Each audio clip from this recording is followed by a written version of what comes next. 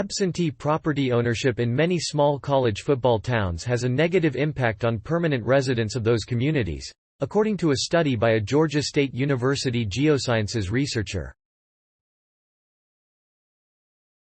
The research is the first known attempt to quantify and map local geographies of game-day home investments. Each weekend in the fall, tens of thousands of football fans flood into college towns to watch their favorite teams kick off against rival schools. Many of them stay in game-day homes, investment properties that sit vacant for much of the year.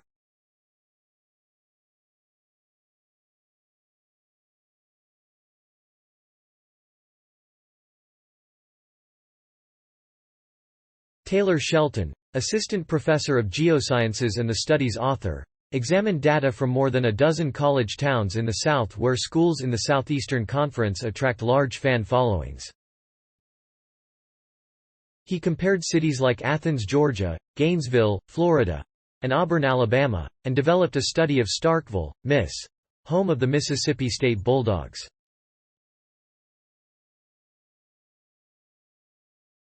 The city of Starkville only has 25,000 people, and Mississippi State students make up nearly another 20,000, said Shelton.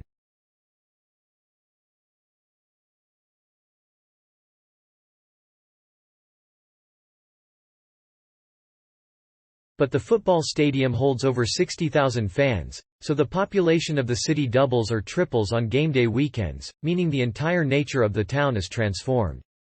The study, published in Cities, the International Journal of Urban Policy and Planning, analyzed local property ownership. Shelton found that between 5 and 10% of all housing units in Starkville are likely game-day homes, and much of the town's net growth in housing units over the last 15 years is made up of vacant properties that are suspected to be game-day homes. In some neighborhoods, more than 75% of housing units are used as game-day homes.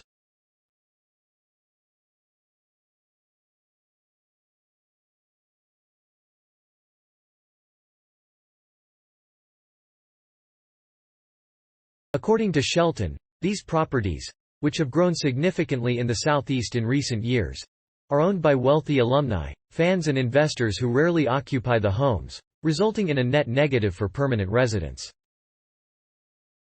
Having so much of the activity in the housing market focused on these limited-use, largely vacant properties drive up housing prices for the people who actually live and work in the area, said Shelton.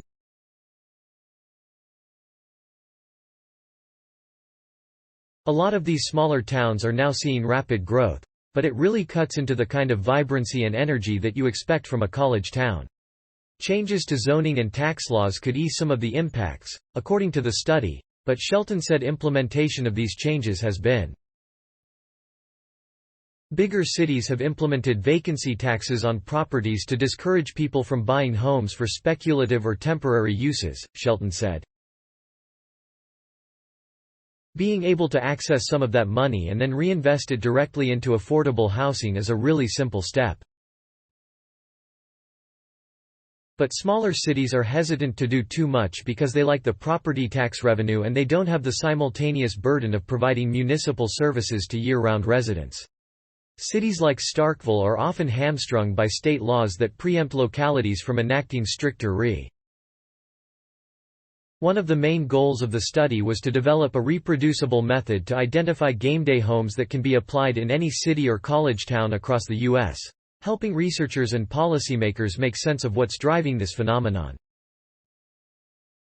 I hope this research can provide some legitimacy to efforts to create a more just and equitable housing in these smaller cities, said Shelton.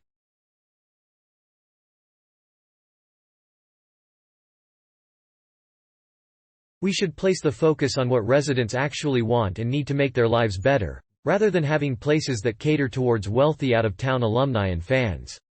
Quote. Thanks for watching. Please subscribe my channel for more updates.